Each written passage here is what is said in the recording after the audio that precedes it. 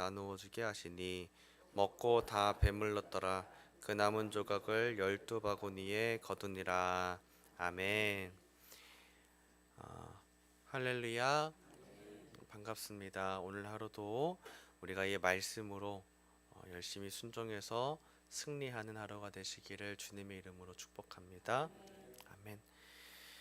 오늘도 말씀을 보면 오늘의 말씀의 본문은 어떤 이야기인가로 보니 오병이어의 이야기입니다. 오병이어라고 하면 무슨 뜻이냐면 떡이 5개 그리고 물고기가 2마리였다라는 것이죠. 그게 오병이어인데 예수님이 떡 5개와 물고기로 남자만 5천 명을 먹이셨다는 아주 유명한 이야기가 바로 오늘의 본문 오병이어의 이야기입니다. 예수님께는 많은 사람들이 몰려왔습니다. 몸이 병든 사람 그리고 귀신 들렸던 사람들까지도 몰려왔는데 또 그 중에는 예수님께 말씀 듣고자 나온 사람들도 있었다라는 것이죠. 많은 사람들을 예수님과 제자들은 만나셨습니다. 그리고 그 사람들을 예수님을 만나는데 목적을 가지고 나아온 거죠. 예수님과 제자들과 이 사람들이 이 빈들에서 이제 만나게 된 장면이 오늘의 본문인데, 자, 문제는 이 사람들의 수가 너무 많았다라는 것입니다. 너무 많았고 그러다 보니까 예수님이 그냥 돌려보내기보다도 끝까지 계속 같이 함께 하셨다는 거죠.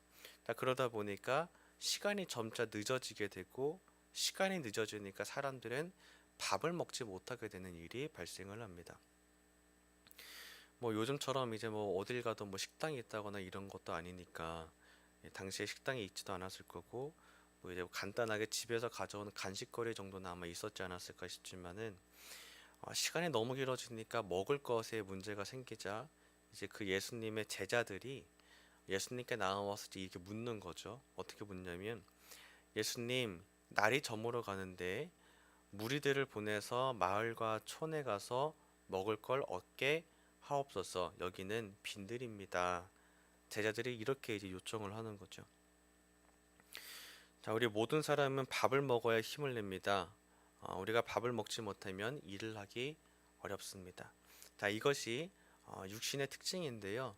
육신은 밥을 먹어야만 삽니다. 예수님 말씀하셨습니다. 마음은 원이로되 육신이 약하다. 때로는 우리가 하나님께 쓰임 받고자 하고 하나님의 일을 하는 데에 전심전력을 다하고 싶지만 육신이 못 따라가면 한계에 부딪히는 경우도 있습니다. 아무리 우리가 하나님의 일에 대한 사모함이 있어도 육신이 굶주려 있고 육신이 따라가지 못하면 계속 저항을 받는 거죠. 또는 그냥 먹지 못하는 문제만이 아니라 건강하지 못할 경우에도 그렇습니다. 몸이 건강하지 못하면 하나님의 일을 하는 데에 많은 어려움이 생기게 됩니다.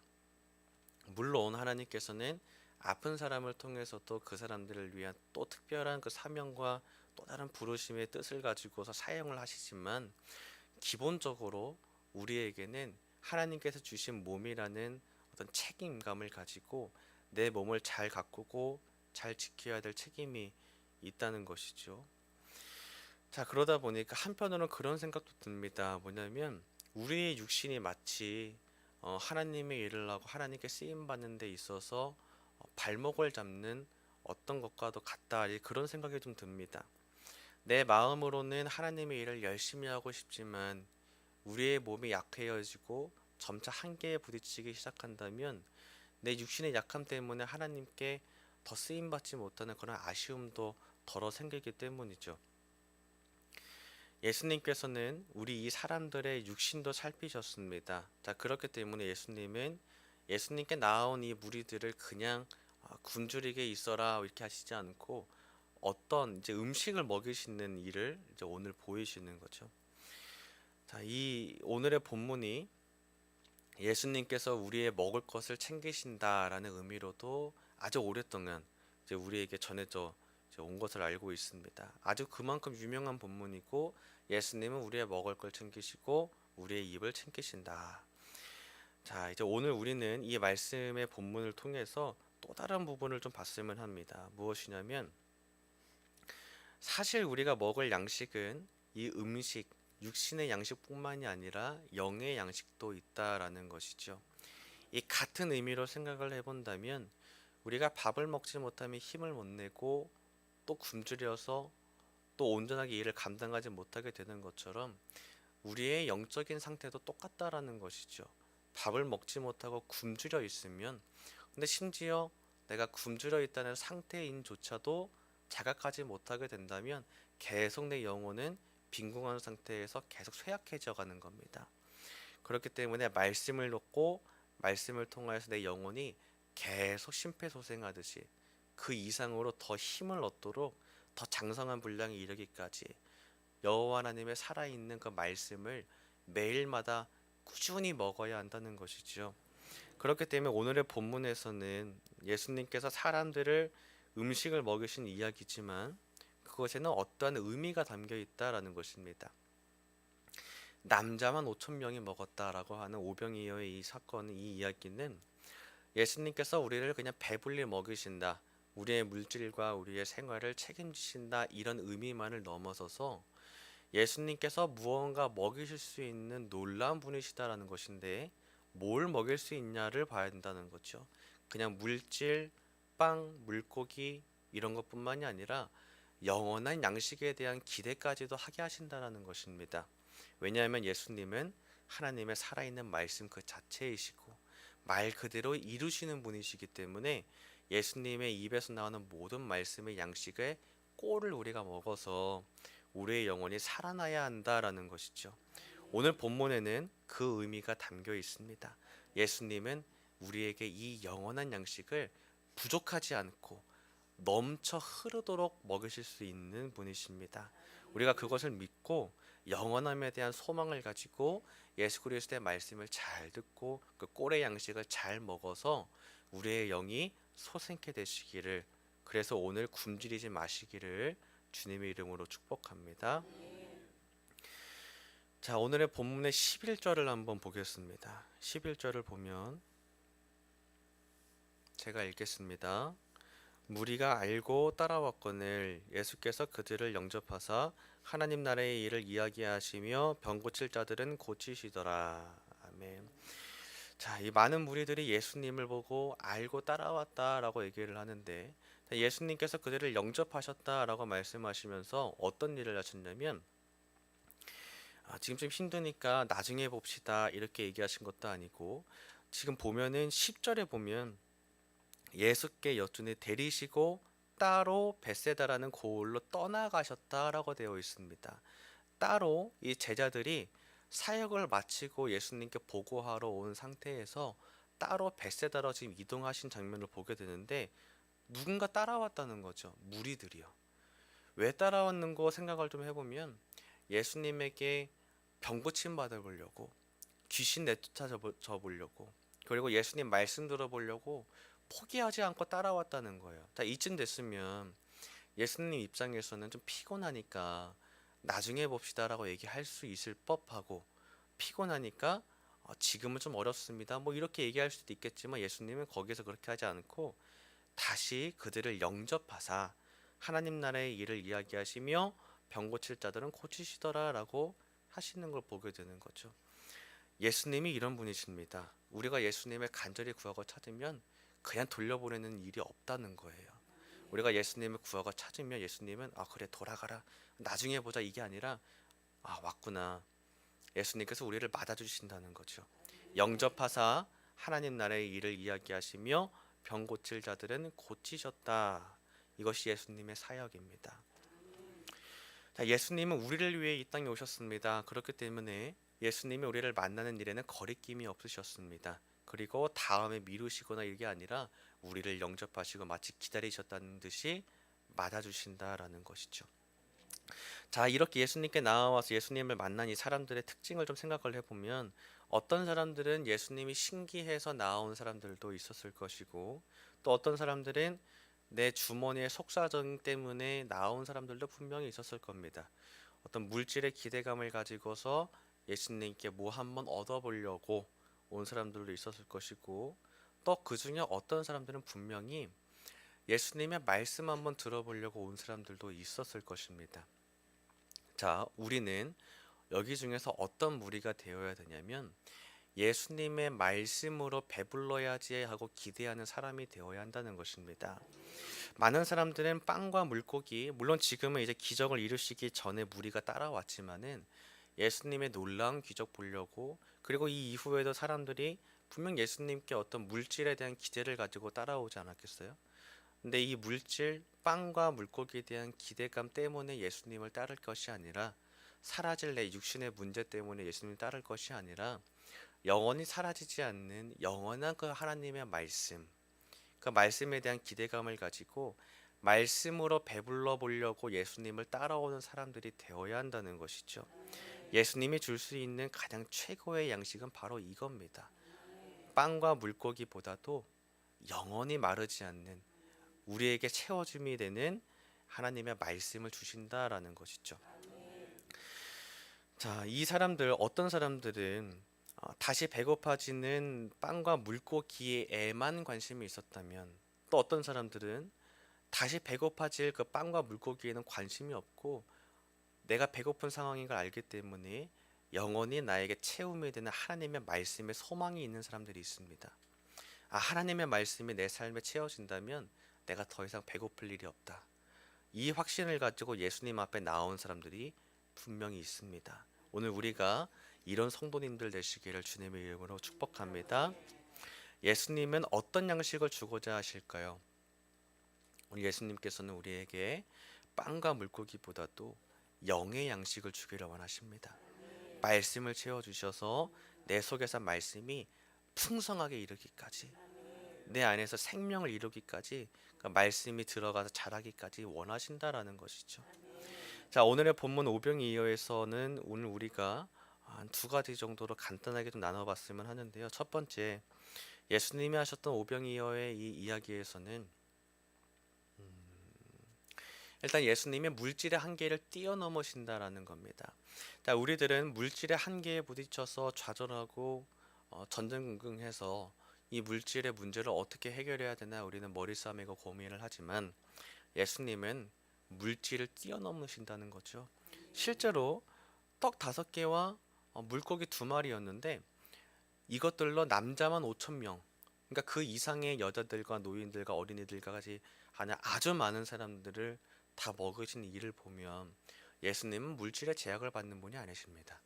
하나님의 아들이시기 때문이죠. 자, 그렇기 때문에 오늘의 오병이어의 이 이야기에서는 예수님은 기본적으로 하나님의 아들로서 그 말씀에 대신 분으로서 이 물질의 한계를 뛰어넘으시는 분이시다. 이것이 알 수 있는 첫 번째고, 두 번째는 무엇이냐? 예수님께서는 우리에게 영의 양식을 줄 수 있으시다는 것을 암묵적으로 암시하고 계시다라는 것입니다.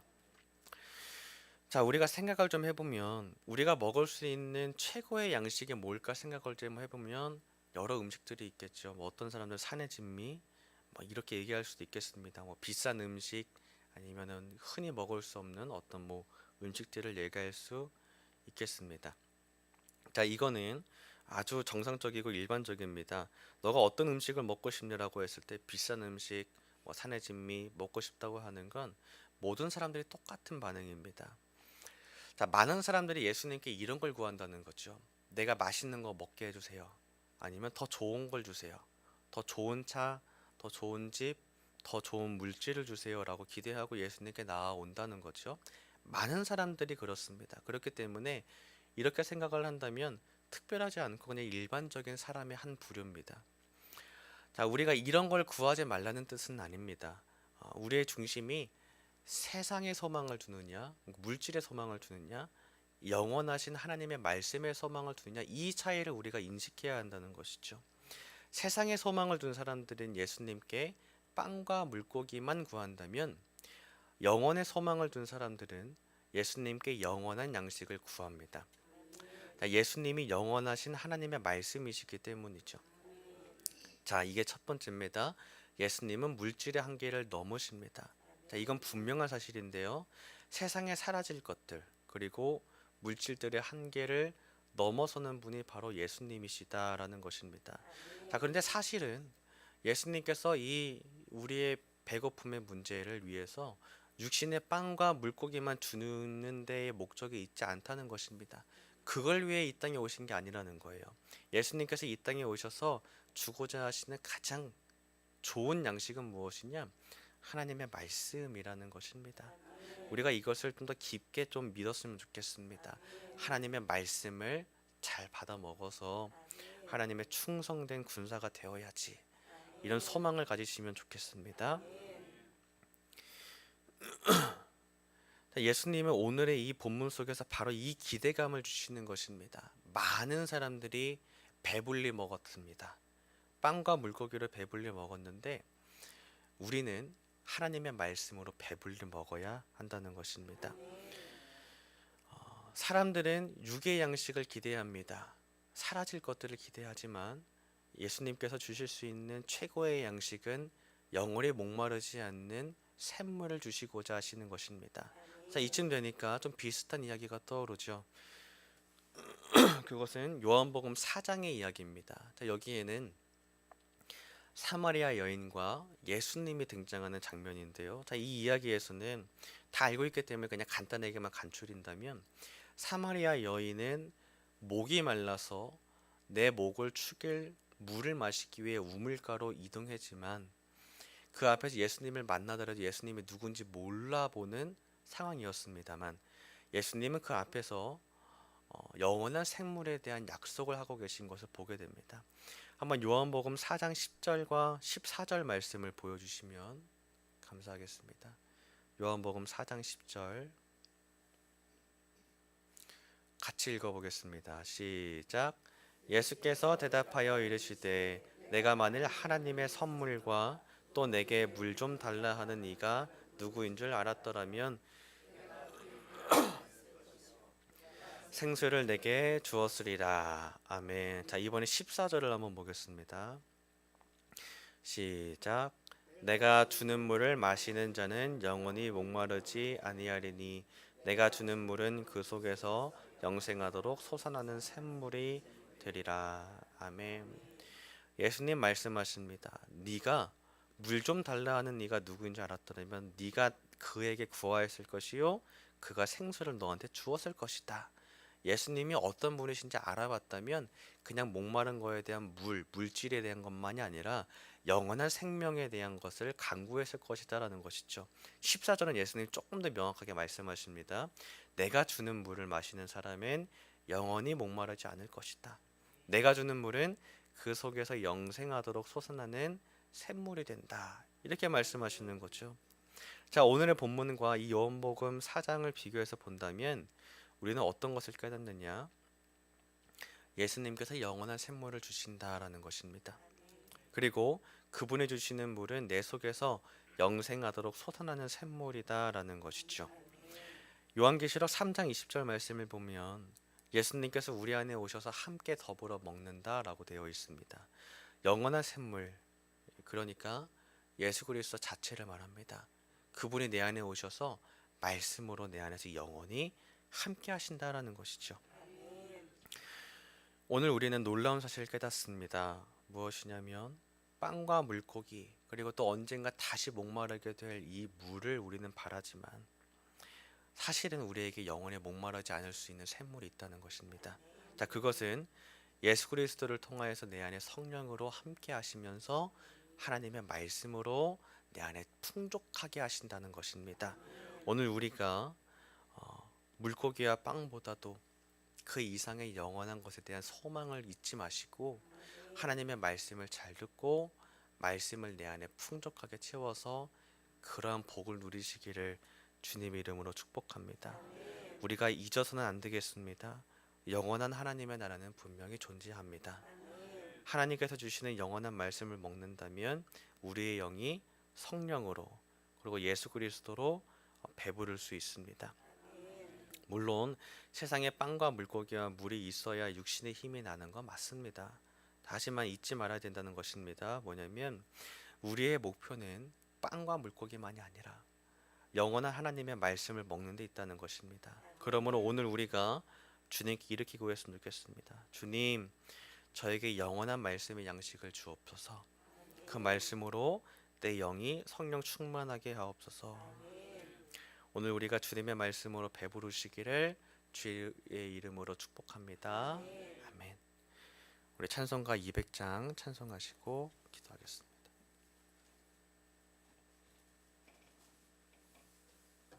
찬송가 200장입니다.